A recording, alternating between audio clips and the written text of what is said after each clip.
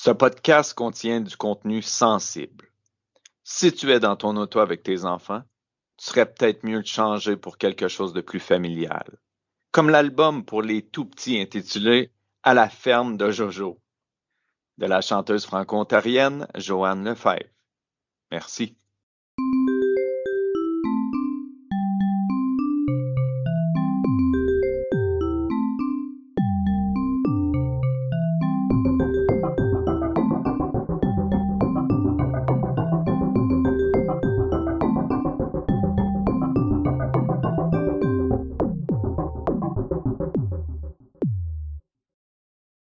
Au bout de ma peine, un balado d'humains qui se racontent. Au cœur de chaque épisode, un crime. Le sien, celui d'un autre ou celui qu'on aurait pu commettre. À bord de notre studio mobile, on part à la rencontre d'une personne au témoignage touchant pour comprendre comment elle s'est rendue là. Si certains ont frappé un mur et ne se sont pas encore relevés, d'autres sont enfin au bout de leur peine. Ce balado a été conçu à des fins pédagogiques afin de former la relève en sciences sociales et humaines. Les propos exprimés, présentés pour illustrer des cas réels aux étudiants et étudiantes, ne doivent en aucun cas être interprétés comme reflétant les points de vue, positions ou orientations du Collège La Cité ou de ses employés. Certains contenus sensibles pourraient heurter. Ce balado s'adresse à un public averti. Je vous présente la charmante Emma, qu'on a rencontrée dans une maison d'hébergement pour femmes de l'Est de l'Ontario. Ce que vous allez entendre, c'est pas une histoire typique de violence, parce qu'Emma a une réalité particulière. C'est une femme trans.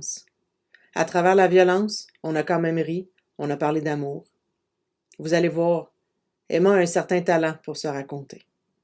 Elle vous fera le récit de sa quête identitaire, celle de Manu, devenue Emma, et dont la vie a tourné au vinaigre, le jour où elle a décidé d'aller vivre une semaine romantique avec son nouveau coup de foudre.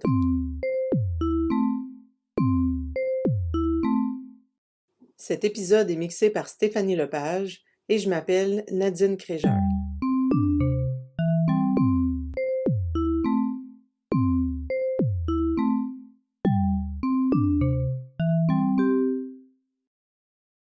J'ai grandi dans un environnement très instable, dans une famille assez fofolle, mais j'ai grandi dans une enfance très instable aussi parce que on a subi beaucoup de déménagements par ma maman qui ne se sentait pas bien aux endroits qu'elle figurait. Donc, on déménageait au moins à chaque année, aux 2 ans minimum. Puis ça a été très instable parce que ma mère, elle n'a jamais travaillé pendant que elle était femme à la maison. Puis il y avait toujours des engueulades entre mon père puis elle, de l'argent. C'était tout le temps l'argent. Ça a vraiment créé beaucoup de problématiques. Fait qu'ils se sont séparés quasiment 5 fois en tout. Ça s'en va et ça revient. C'était pas mal ça que ça ressemblait. Ça s'est vraiment stabilisé quand on est retourné, moi et ma mère, quand mes parents étaient séparés. On a resté 5 ans dans une belle maison près du village. C'est là que j'ai des beaux moments. Mais ça a été très instable aussi parce que ma mère a ses problématiques psychologiques. Mon père, il est plus alcoolique, mais il était aussi narcotique dans ses jeunes temps. Mais je suis tellement fière de lui parce que maintenant, ça fait 15 ans qu'il est sobre. Ma mère qui est un petit peu alcoolique. Fait que ça faisait un paquet il y avait toujours de quoi dans la maison. Il y avait toujours de la... Ça bougeait, ça c'était vraiment mon enfance, la jeune enfance. Fait que ça fait de moi quelqu'un de très nomade, quelqu'un qui aime l'instabilité justement. Quand ça fait trop longtemps que je suis à la même place, je me tente des personnes, je me tente de l'environnement, je me tente de ce qui m'entoure. Fait que j'ai cette envie-là de découvrir le monde puis faire des road trips, ces affaires-là. Fait que ça m'a donné ce côté-là très instable, que je suis jamais à la même place, tu sais, même quand je suis devenue adolescente, jusqu'à mes 19 ans, comme présentement, je suis pas capable de rester à la même place trop longtemps. Il faut que je bouge. Ça fait des négatifs comme du positif. Parce que je viens aussi, pis ça, c'est un de mes défauts, Mais il vient que, vu que je suis allée de la place, je viens à me pogner avec les personnes. Par mon mal-être, parce que je suis juste pas bien. L'adolescence, ça a été la partie la plus difficile de ma vie, je dirais. À l'adolescence, on a vraiment tous cette passe-là qu'on veut se découvrir, peu importe si c'est l'identité sexuelle, c'est notre style vestimentaire, vraiment de se créer sa propre personnalité. Puis quand je suis arrivée au secondaire, premièrement, ça a été l'orientation sexuelle que j'ai découvert. Tu sais, déjà, je savais que, tu sais, oui, j'étais capable de trouver une fille belle, de l'admirer, de ces affaires-là, mais il y avait pas de stimuli. Il y avait pas rien qui m'excitait là-dedans.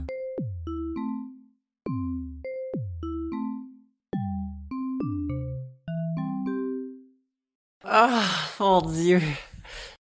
Ben, dans le fond, c'était les grands vestiaires blancs de l'école secondaire.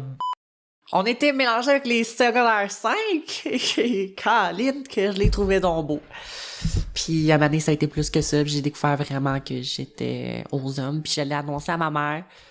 Puis c'est tellement drôle ce que j'ai dit, le pire. C'était que j'étais arrivée devant ma mère, puis j'ai dit, « Maman, j'aime le cul des gars. » Hey, elle a juste dit, oh, mais c'était Manuel dans le temps. Manu, c'est correct, c'est pas grave. Toute la maison l'a entendu, fait que tout le monde savait dans la maison que j'aimais le petite fesse des messieurs. Sauf que la phrase qu'elle m'a répondu, c'était un petit peu, comment dire, c'était manipulatif. C'était, ok, ça me dérange pas que tu sois gay, sauf que je veux pas que tu sois efféminé. Je veux pas que tu sois de tapette, comme elle l'a dit. Mais ça m'a fait de la peine parce que, tu sais, je pense qu'elle pensait juste à l'image qu'elle donnerait à son entourage, puis quand elle était avec moi. Puis elle voulait son petit Manu. Tu sais, on lui a toujours dit, à un moment donné, là, c'est peut-être la fille que t'as jamais eue, tu sais. Puis comme, non. Fait que ça a comme mindé mon cerveau à pas être féminine, puis à pas découvrir cette partie-là de moi qui voulait sortir depuis des années puis des années. Fait que j'ai commencé par, tu sais, j'étais pas bien dans mon corps, je me trouvais pas beau, tu sais, je me regardais dans le miroir, j'étais comme, ok, tu sais, c'est ma mère qui m'habillait, c'est ma mère qui me coiffait, c'est elle qui coupait mes cheveux, tu sais, j'avais pas de nécessité vraiment à me découvrir parce qu'elle faisait tout, tu sais. Fait que c'est de même que ça s'est passé la scène, puis écoute, je l'ai pas pris mal sur le coup parce que tu sais, je le savais pas encore en dans moi j'étais une femme. C'est comme avoir l'impression de déjà vu. C'est comme si tu sais mais tu sais pas. C'est à toi de le découvrir au fur et à mesure. Fait que j'ai essayé de vraiment j'étais musclé un moment donné. J'étais vraiment musclé ben raide là. Puis j'étais en multisport à l'école, j'étais dans le club de cours, j'étais en danse. Écoute, j'étais inscrit dans toutes les affaires de sport. Tu sais, j'essaie de voir si ma dysphorie de genre, mon mal-être intérieur était pas relié parce que je savais juste pas comment j'étais.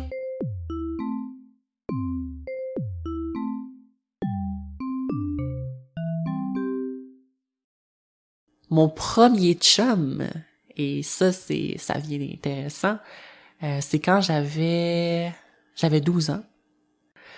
Puis j'ai jamais été intéressée par les gars de mon âge. Jamais. Tu sais, oui, j'étais capable d'avoir une attirance, un coup de foudre, là, comme on l'a dit plus tôt, mais être en couple, j'ai toujours eu une vieille âme. Je voulais quelqu'un de sérieux, de sincère, de quelqu'un qui a du vécu, qui pourrait m'orienter, qu'on pourrait bâtir quelque chose ensemble. Et c'est T qui a été mon first love. Ça a été magique. Ça s'est malheureusement fini à cause que mes parents ont découvert à quel âge qu'il avait vraiment, parce qu'on leur avait dit qu'il avait 17 ans autour de la table de cuisine. Je me rappellerai toujours ma naïveté de quand on jouait aux jeux de société avec mes petits frères, puis lui, il me gossait avec son pied, il me flattait avec son pied. Moi, je savais pas que j'étais juste arrête de me gosser. Je savais pas que il me taquinait. C'était juste une petite scène par rapport, là, mais maintenant je pense, je sais pas pourquoi, je trouve ça romantique, je trouve ça cute. Il a toujours été très respectueux. Il m'a respecté de A à Z. Je pense que, comme il a dit à ma mère, j'étais un bon Jack. Tu sais, j'étais vraiment quelqu'un d'intéressant à être avec. Puis ça s'est fini le 9 avril de ma fête. J'ouvre mon téléphone pour voir mes messages de bonne fête. Puis là, je vois que vous ne pouvez répondre à ces conversations.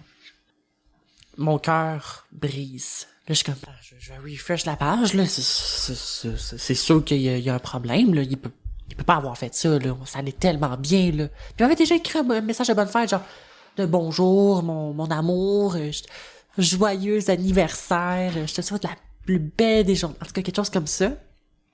Fait que là, ben, je l'appelle. Il répond comme s'il savait pas c'était qui. Là, je suis comme, allô, c'est Manu. Il me dit, ben, je suis pas supposé te le dire, mais ta mère veut plus qu'on se parle. Puis elle m'a dit que si je continue à te parler, ben, elle appellera la police. Hey, le jour de mon anniversaire! J'en revenais pas que ma mère m'ait fait ça le jour de mon anniversaire. Mes parents savaient plus quoi faire avec moi. Parce que j'étais pas capable de me laisser aller, tu sais, j'avais pas le droit. Tu sais, il y avait un blocage à cause de ce que ma mère m'avait dit plus tôt, à 12 ans. Puis là, j'étais rendue à 14-15 ans, là.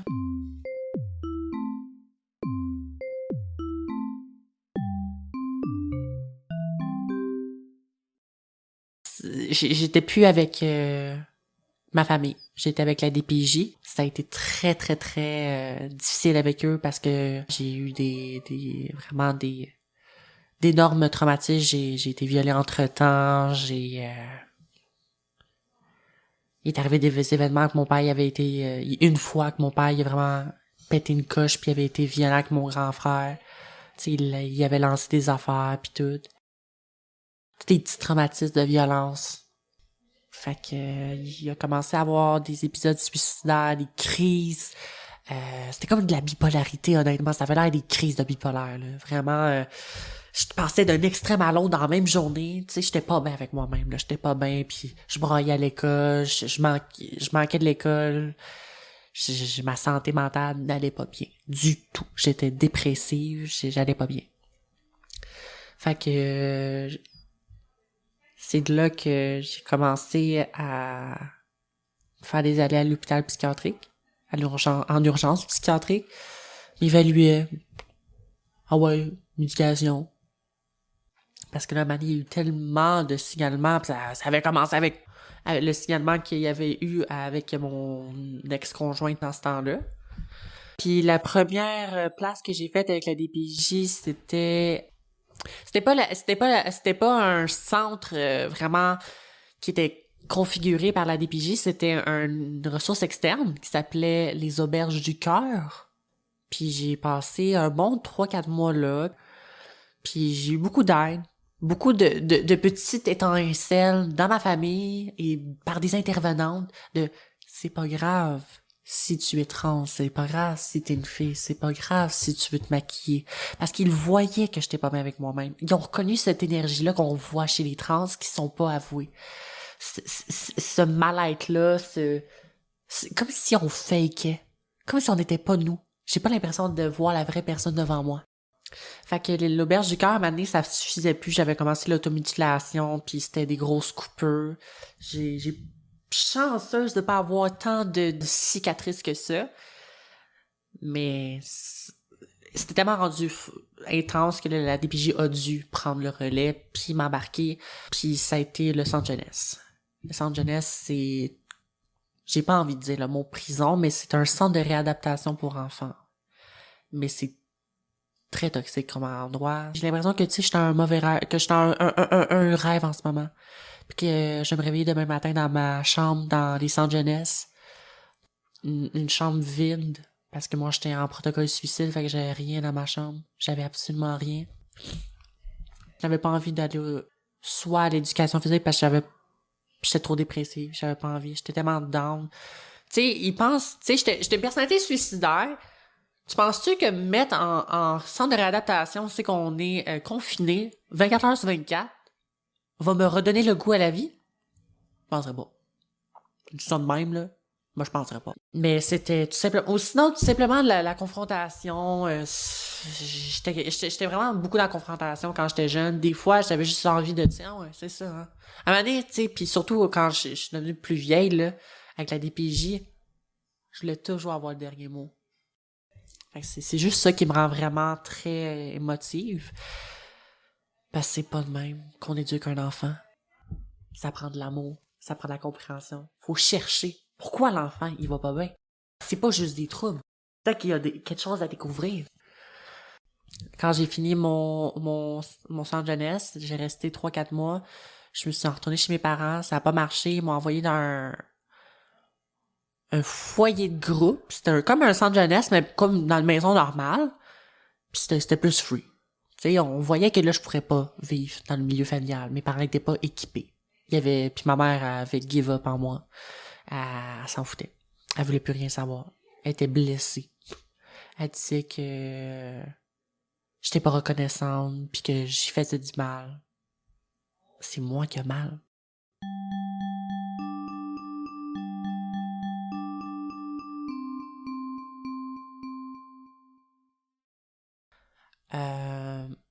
Je me rappelle cette sortie-là qu'on avait faite avec les intervenantes. Puis qu'on était allé à la pharmacie m'acheter mon premier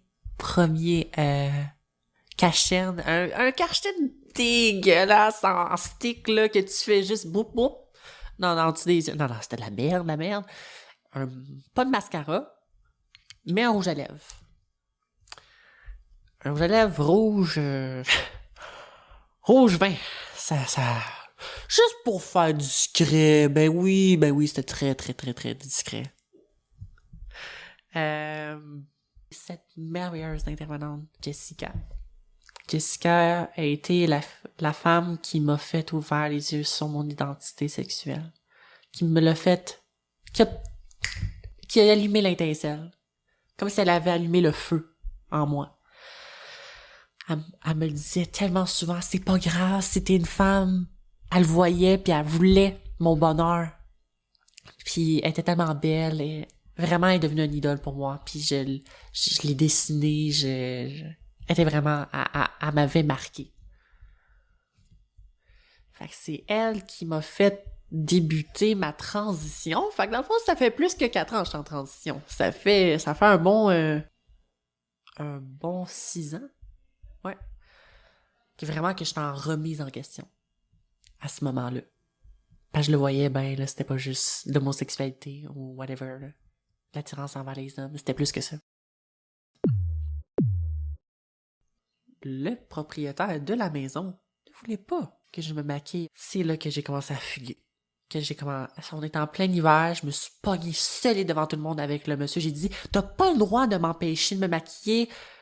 On était dans la cuisine, là, pis j'étais tellement enragée parce que enfin, j'avais découvert la direction vers laquelle je voulais aller. Je savais qu'elle allait pas être facile, puis elle a pas été facile, mais je voulais. Puis j'y ai montré que je me laisserais pas faire.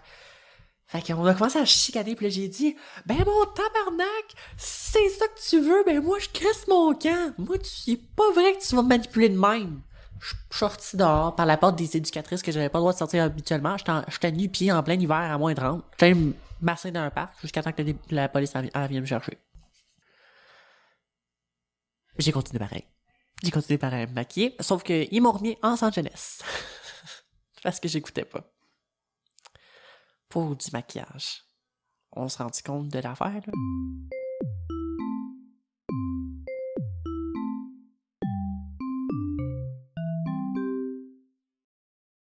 Quand je suis enfin retournée dans ma famille, après toute la LPJ, quand j'avais 16 ans, puis là, ben, j'avais déjà fait mon coming out, que j'étais femme trans, mais je l'ai pas fait dans ma famille. Moi, je l'ai fait avec la LPJ. C'est en ayant le point de vue de beaucoup de personnes qui m'ont aidé à devenir qui j'étais vraiment.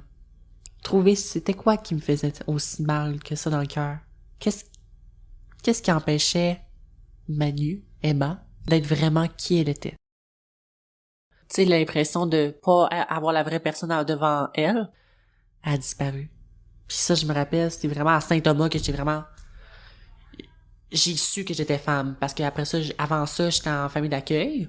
Que je suis restée genre 5-6 mois. J'avais 15, c'était entre mes 15 et 16 ans. Puis tu sais, vraiment, là, je m'habillais en femme, je me maquillais en femme. Mais encore là, je me considérais entre les deux. C'est sûr que ça fait bizarre. Ça fait toujours étonnant de voir quelqu'un maquillé, mais de voir un homme. Surtout dans mon école secondaire, parce que tout le monde savait que j'étais un gars.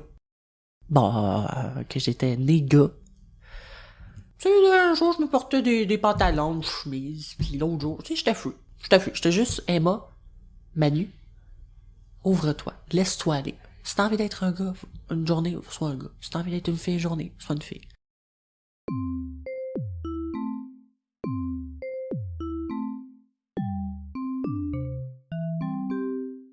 J'ai rencontré ce fameux J à mes 16 ans. Non, j'ai rencontré à 17 ans sur ce fameux site de rencontre de Badoo. Pire application. Toutes les applications de rencontre, en fait, c'est du caca. C'est du caca, pour vrai. Parce que c'est tellement facile d'être impulsif sur ce genre de plateforme-là, parce que tu peux te dire quelque chose, puis ben là, t'avais jamais personne. Pour être pour une femme, être sur un site de rencontre, c'est dur. C'est vraiment très dur parce que on reçoit des dick pics, on reçoit des messages genre, je peux-tu te fourrer, tu me suis hang out. Puis dans le fond, la personne a dit qu'elle veut du sérieux, mais l'enfant veut pas du sérieux. Parce qu'on est traité vraiment comme de la charogne. Puis il y a ce fameux J qui apparaît un jour. Puis moi, j'étais déjà en conversation avec un garçon marié, mais qui fantasmait sur moi, jour et nuit. Je ne suis pas pour l'infidélité, je trouve que c'est trahir, c'est dégueu, ça se fait pas, si t'es juste pas bien avec la personne, si t'es pas comblé, va-t'en. Puis j'ai rencontré J, puis écoute, il m'a écrit le plus beau message, j'avais pas écrit, tu sais, pas too much, c'était juste beau, tu sais, c'était genre, t'as l'air d'un petit rayon de soleil, j'espère qu'on va pouvoir faire humble connaissance. Ça m'a touché le cœur. Puis j'ai tout de suite répondu, puis on a commencé à parler pendant des heures. Puis à un moment donné, j'ai demandé qu'est-ce qu'il pensait de ma situation avec l'autre garçon qui était déjà marié. Un coach sportif. Je vous laisse dire qu'il était pas mal... faisait chaud quand j'y parlais. Puis juste pour se teaser, hein, on s'appelait des FaceTime, puis on faisait des squats ensemble, puis lui, c'est la seule affaire qu'il voulait, c'était mon beau petit cul, comme ma mère me disait. Quand je faisais mes squats, il arrêtait pis il était comme de même. Un petit peu pervers. Puis à un moment donné, c'est ça, j'ai demandé à J qu'est-ce qu'il en pensait de la situation. Il m'a dit, Emma, suis ton cœur. T'es quelqu'un de merveilleux, t'es quelqu'un qui a une belle personnalité. Tu sais ce que t'as à faire, suis ton cœur. J avait des très bonnes valeurs. Il avait un bon côté. Mais je ne savais pas dans quoi je m'embarquais. Je m'attendais pas à m'embarquer dans une telle épopée. Comme si je me disais de même. C'était comme médiéval. Il y avait du combat d'épée, il y avait du romance de la princesse il faut aller chercher dans le fort. Fait que j'ai écrit à ce garçon-là suite à ce message-là, puis j'y ai dit, malheureusement, c'est pas dans mes valeurs, ce qu'on fait en ce moment.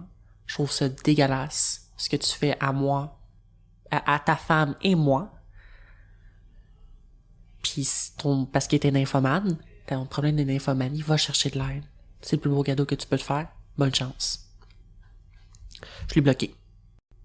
Je voulais mettre l'énergie sur J. J'étais prête. J'étais en confiance. Je savais que J allait... Je croyais qu'il allait m'apporter l'amour de ma vie. Tu sais, il y avait ce sentiment-là que j'avais jamais eu. Non seulement, oui, des papillons dans le ventre, mais j'avais l'impression d'être avec mon autre moitié. T'sais, on pouvait parler pendant des heures. Jusqu'à temps que monsieur commence à disparaître. Pour rien.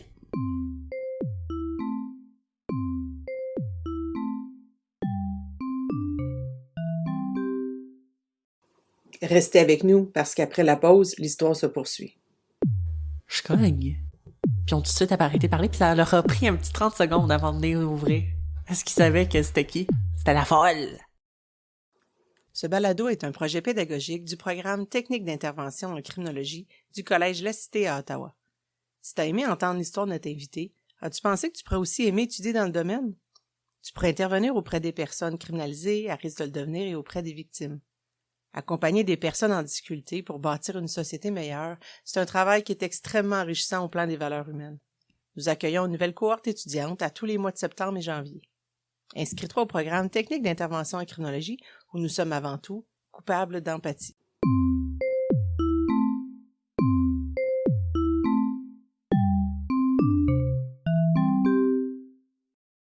Il a commencé à disparaître le petit prétentieux. Pourquoi? Ça va pas. Je l'ai su par après que c'est parce qu'il est pas bien avec lui-même. Il y a des... Je crois qu'il est transsexuel, justement. Parce qu'il y a eu une mini-transition J quand il était jeune. Il se maquillait et tout, puis a arrêté. On dirait qu'il a vraiment fermé la porte. Lui, il a décidé de pas l'accepter, puis il l'acceptera jamais, je pense. La première date que j'ai eue avec lui, ça a été compliqué. J'avais arrêté l'école entre-temps, j'avais commencé à travailler full-time dans un dépanneur. Puis là, j'avais pris congé pour au moins qu'on aille 2-3 jours ensemble. Fait que j'avais tout organisé mon transport en commun. Ça a été difficile, mais j'étais tellement nerveuse. J'ai l'impression que le cœur allait me sortir de la poitrine. J'étais dans le bus, il faisait noir. Tu sais, j'avais passé la journée dans les transports en commun. Mais le village m'avait comme mis dans un mood romance. Tu sais, avant de descendre de l'autobus, j'ai vu cette figure dans la nuit. Cette ombre. Puis le chauffeur dit « Ah, je crois que c'est ta date. » J'étais comme... Puis je descends, puis je m'approche de lui avec ma grosse valise, parce que moi, je viens jamais avec un petit sac. C'est une valise. Ouvre la valise! Ma maison est dedans. Je m'approche de lui, puis la première fois qu'il me dit, en me regardant dans les yeux, puis on se regarde pendant un bon 20 secondes, mais qui en dirait qu'il a duré pendant une bonne minute. Puis j'étais comme... Il est enfin devant moi. La personne que je discute depuis une semaine. Tu sais, mon grand-père venait de mourir, je venais de me séparer. Tout pour... Tu sais, j'avais besoin de ça. Tu sais, dans mon cœur, là, je souhaitais juste... que ça se passe bien, puis que j'ai enfin découvert l'âme sœur. Puis il me dit, « You're far more beautiful in person. » Tu es plus belle en vrai qu'en version mobile, peu importe là. Puis on a marché jusque chez lui. Puis quand j'ai arrivé devant le bloc, j'étais comme, taburn! Hey, ça avait l'air d'un hôpital psychiatrique. J'étais comme, t'as-tu quelque chose? T'as-tu oublié de me dire quelque chose, le grand? Non, c'était vraiment ce qu'il vivait. C'était un ancien motel qui avait été déplacé et transformé en un bloc appartement. Bleu, hôpital. Dégueu. Je rentre là-dedans, ça sent... Je m'en foutais, tu sais, à ce moment-là, je m'en foutais. J'étais juste genre, j'étais avec une personne que on parlait, on avait des bonnes conversations, mais en même temps, on était très, très, très sur les nerfs. On était à vif, à soif. Parce que la chose la plus puissante entre moi puis J, c'était notre attirance physique, honnêtement. Non, c'est un mensonge. C'était égal autant vers la personnalité que le physique. Mais calasse qu'on avait envie l'un de l'autre, pis on avait même de la misère à parler parce que on souriait tellement que ça en faisait mal. On marchait, puis là c'était l'hiver en plus, là il y avait de la petite neige, c'était la première neige, puis là avec mes talons, la robe, j'avais l'air de la bonne femme qui venait pas d'ici. J'avais pas l'air de venir de la... Puis écoute, on entre dans le bloc appartement, puis on se lâchait pas des yeux. Puis on riait, puis on rentre, puis j'avais emmené un petit peu de bouffe, j'avais emmené un steak, puis des crevettes. On a eu un souper romantique, mais pas tel un film. Tel notre imagination le voudrait. Une proximité, des conversations à pu finir. Le souper chandelle, de la musique jazz.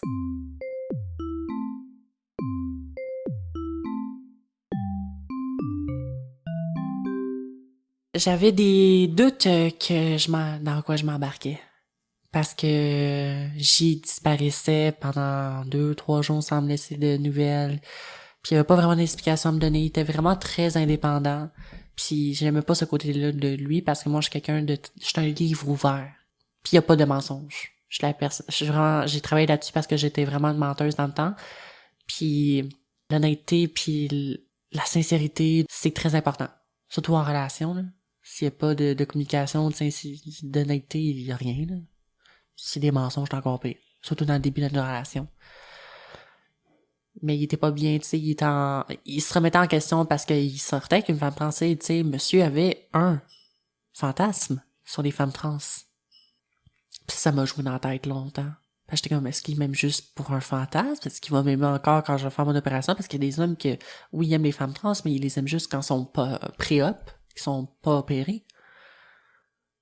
En tout cas, quand on était à la date, c'est pour ça que je me suis jamais totalement ouvert à J, parce que on dirait qu'au fond de moi, on dirait qu'il y avait une lumière rouge, il y avait un alarme qui allumait. Pou, pou, pou. J'étais comme juste, je me suis tellement fait niaiser, poser des lapins, que je me suis dit que c'était juste mon inconscient qui voulait me protéger, rien de plus. Fait que je l'ignorais, mon système d'alarme. Mais je le sentais qu'au fond de lui, il y avait une rage. Puis le premier mensonge qu'il m'a fait, c'était assez sournois. Parce que je l'ai tout de suite vu, qu'il me mentait. Parce que là, cette fois-là, qu'il partait prendre une marche, parce qu'on venait d'avoir une petite chicane. On était dans son appartement, on était à la 2e journée de notre rencontre. Déjà. Puis déjà, les problèmes arrivaient. Il m'a dit qu'il s'en allait voir son ami. Il m'a dit, tu sais, puis j'ai laissé la chance. J'ai confirmé avec lui. Est-ce que tu t'en vas vraiment marcher? Parce que je le savais que ça n'allait pas marcher. Je le sentais. Mon alarme, je l'ai trusté cette fois-là. J'ai dit, parfait, vas-y. Va prendre ta marche. J'aime mieux que tu t'ailles dealer avec tes émotions que tu pètes encore ta coche. Et telle folle que je l'ai suivi. J'ai attendu qu'il sorte, puis j'ai pas entendu les portes extérieures parce que les murs étaient en carton ici. Puis j'étais allé voir dehors s'il y avait des traces, il y en avait pas. Quand je deviens parano, je deviens parano. Quand on me mange, je deviens folle. Mauvais mix. Fait que j'étais allé au 2e étage parce que je savais que son ami était au 2e étage et j'ai écouté chaque porte jusqu'à temps que j'ai entendu sa voix. J'ai trouvé l'appartement. J'ai voulu essayer d'écouter de quoi il parlait, puis c'était des conversations juste pas rapport, là. J'étais comme, tu sais, j'ai de payer 50$ pour monter, te voir. C'est ça que tu me fais? Mais comment? Ça n'a pas de classe. Tu me laisses tout seul dans ton appartement en plus, pis tu me mens. Hey, comment là? C'est pas digne d'un homme, ça. C'est digne d'un gamin. Je cogne. Puis on tout de suite arrêté de parler, puis ça leur a pris un petit 30 secondes avant de venir ouvrir. Est-ce qu'ils savaient que c'était qui? C'était la folle! Il m'ouvre la porte. Et moi, je suis encore capable de faire ma voix d'homme. Et je vais vous faire la voix que j'ai prise. Mon tabarnak, c'était la dernière fois que tu mentais. En anglais, évidemment. Puis je suis partie en courant. En riant. En pleurant, je veux dire. Parce que là, je ris. Je suis partie en pleurant jusqu'à dans l'appart. Puis je me suis revirée juste comme dans un film. Tu m'as menti. Tu m'as menti. Vraiment. J'aime mieux le rendre humoristique, l'événement, parce que je souhaite ça à personne. Je souhaite ça à personne, c'est horrible le feeling que tu sens quand t'es menti. Le mensonge, là, quand ça arrive, c'est comme si, un coup de fusil dans le cœur. Je dirais ça de même. Je me suis effondrée quand je suis arrivée dans sa maison parce que je savais que ça allait pas être le dernier. Je savais dans quoi je m'embarquais à partir de ce moment-là. Il est arrivé puis il m'a dit, ben non, je t'ai pas menti jusqu'à temps que, parce que moi, tu sais, il n'y a jamais eu, quand la violence physique est arrivée, je l'arrêtais. Tu sais, j'étais pas naïve à ce point-là. J'étais pas impuissante à ce point-là, face à lui. J'avais du guts, quand même. Quand ça devenait trop, je m'en allais. Puis je me laissais pas faire. J'étais une bélier, fait que, quand tu me frappes, je frappe aussi. De quelque façon ça soit. Je parle pas juste physiquement, je parle aussi, si tu me confrontes, je vais te confronter. Si tu me mens, je vais pas te mentir, mais je vais te le mettre en pleine face. Puis je broyais, puis j'ai pas laissé gagner. J'ai dit non, tu m'as menti, c'est pour ça que tu vas me perdre en ce moment. Moi, je m'en vais. Jusqu'à temps qu'il m'avoue. Qu'il s'est fait très vite vu que je me suis pas laissé faire, parce qu'il voulait pas perdre sa proie. On va dire ça comme ça. Le lendemain, c'était le rêve comme c'était le cauchemar. Ça switchait tout le temps. Il me fait péter des coches pour rien. Tout pouvait le partir. Jusqu'à temps que ça l'en vienne à la violence physique, puis qu'on se batte. C'est arrivé 2-3 fois que vraiment, tu sais, je le repousse. Tu sais, avant qu'il fasse un mauvais choix, tu sais, je le poussais. Je faisais juste le repousser. Attends. Va-t'en pas avec tes amis là. On vient de se pogner. Faut qu'on règle nos affaires, tu iras après. C'est quoi ta priorité? Fait que je l'arrêtais. Je le repoussais même pas, je l'arrêtais. Puis, il m'a crissé contre le sol. Ça, c'était pendant l'été. C'est quand on habitait ensemble. Puis, hey, quand j'ai lancé un whack, là, pour pas qu'il s'en aille, genre, hey! Il a pas aimé ça. Puis, il s'est approché de moi, puis il m'a crissé à terre, en me pognant par le cou. Je me suis pété la tête contre le sol. J'ai fait semblant d'être morte parce que j'avais tellement peur. Puis, j'ai commencé à broyer. C'était très malsain, mais j'étais tellement désespérée à ce moment-là. J'étais comme prise. Parce qu'il m'avait en prise dans son univers. J'étais sous son emprise. Je voulais pas le perdre. J'étais tellement fou amoureuse. Ça, c'était une drogue. Autant je voulais m'en sortir, autant je voulais pas.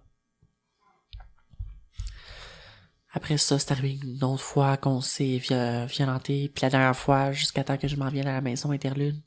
Pour la deuxième fois. Le dernier événement... On n'était plus ensemble à ce moment-là, mais quand même. Il y avait une coche encore pour rien. Puis je me suis juste pas laissé faire. On s'est poussé, puis j'ai regardé dans les yeux, puis j'ai fait, non, là c'est la fois de trop. J'ai appelé la police, puis j'ai fait une plainte.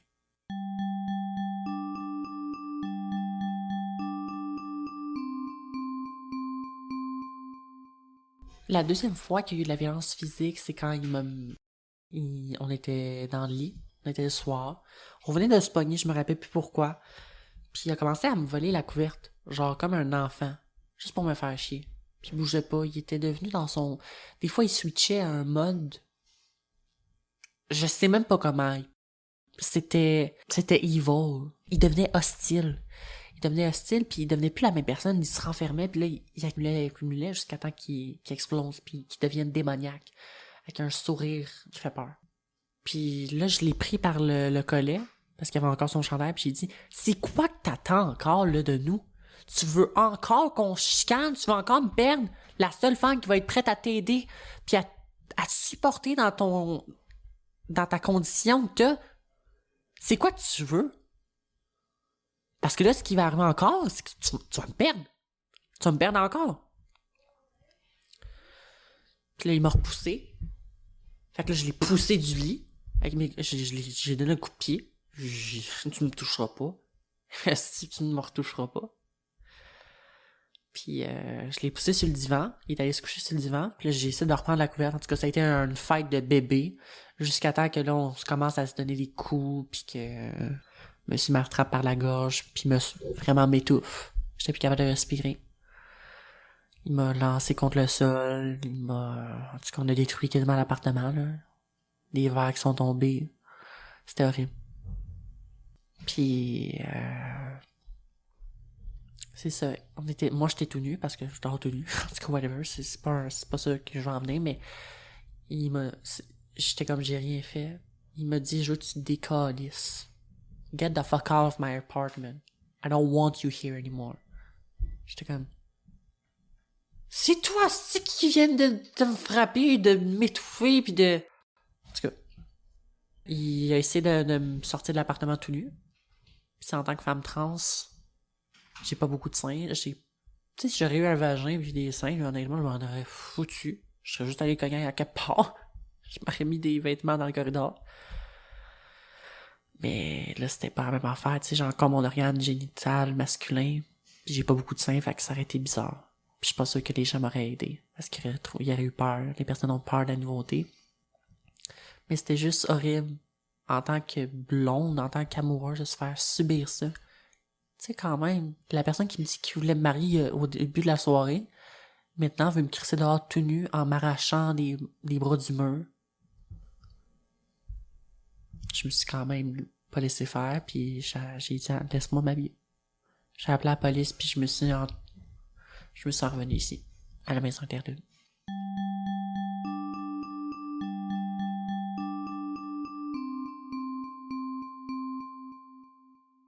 Il s'est passé 2 ans d'ostinage, de séparation constante, des chicanes récurrentes pour aucune raison, du drama, de l'incohérence, de la manipulation, jusqu'à un point que je ne savais plus qui j'étais. C'est un sentiment, puis je l'ai encore, j'ai de la misère à savoir qu'est-ce qui est vrai, qu'est-ce qu'il faut. Ça m'a vraiment magané la tête, honnêtement. Parce que, comme il l'a dit lui-même un jour, il est le meilleur manipulateur au monde. Il se vantait de ça. Il pouvait manipuler n'importe qui. J'ai déménagé chez ma cousine entre-temps, je me suis séparé, je me suis retourné chez mes parents. En tout cas, il est tellement arrivé d'affaires. À chaque fin de mois, on dirait qu'on se séparait puis je déménageais. Puis j'avais mon chat entre-temps. C'était comme notre enfant, Foxy, que j'ai dû donner parce que il avait piché contre le mur un moment donné, puis ça m'avait... Ouf! Mon côté maternel, qui n'était pas existant, si, là, il existait. J'ai tellement eu peur, j'ai rien fait. Fait que c'est ça, il y a tellement eu de déménagement, j'ai été chez des amis entre-temps, ça a créé des... Parce que moi, j'étais tellement amoureux, j'étais tellement brainwash par J, que je retournais tout le temps vers lui.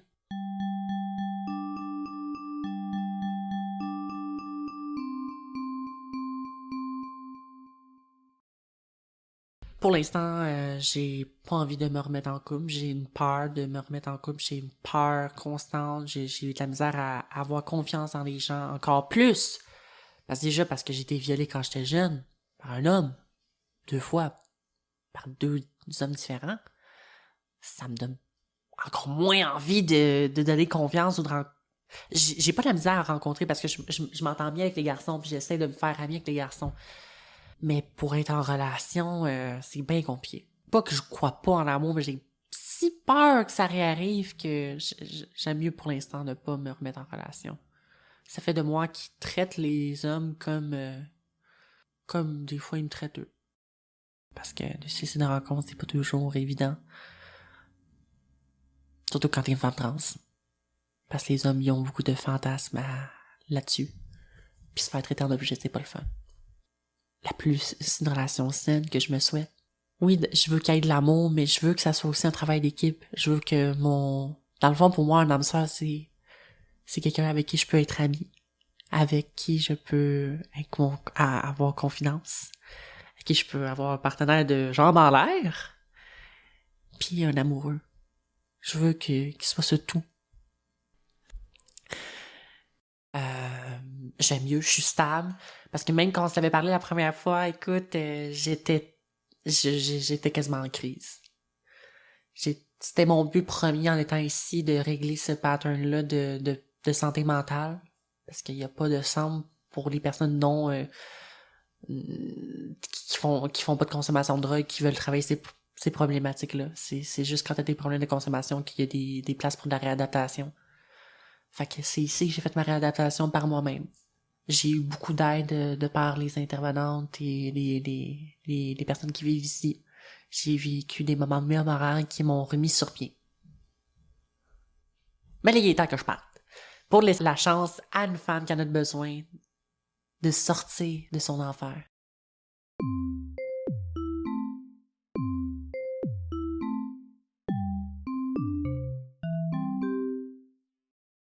Nous remercions Emma pour ta générosité. Tu t'es livrée à nous comme un livre ouvert. Tu nous as fait rire et tu nous as touchés. Emma, on te souhaite de rencontrer l'amour, le vrai. Pour cet épisode, on aimerait aussi remercier Caitlin qui a coordonné la rencontre à la Maison Interlude, ainsi que la Maison Interlude nous avoir reçus. On remercie Xavier et Gisèle du balado La Foi Où pour leurs précieux conseils et l'inspiration pour notre balado. D'ailleurs, on vous invite à l'écouter. On remercie enfin Jenny Villeneuve, notre cheerleader et notre script éditrice préférée, et Martin Gagnon pour croire en notre projet. Mais avant de se quitter, on avait une dernière question pour Emma. Emma, es-tu au bout de ta peine? Hey, elle est tannante, cette question-là. Es-tu au bout de ta peine? Je pense qu'on peut le voir de beaucoup de façons. Es-tu au bout de ta peine? Mais moi, je vais commencer par dire qu'au bout de ma peine, j'ai enfin repris contrôle de ma vie. J'ai repris goût à la vie parce que j'étais dans la noirceur, j'étais au plus profond qu'on pouvait l'être.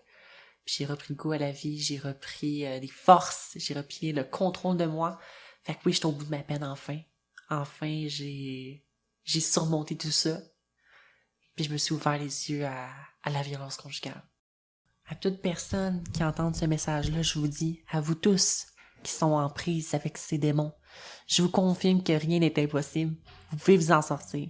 Signé Emma.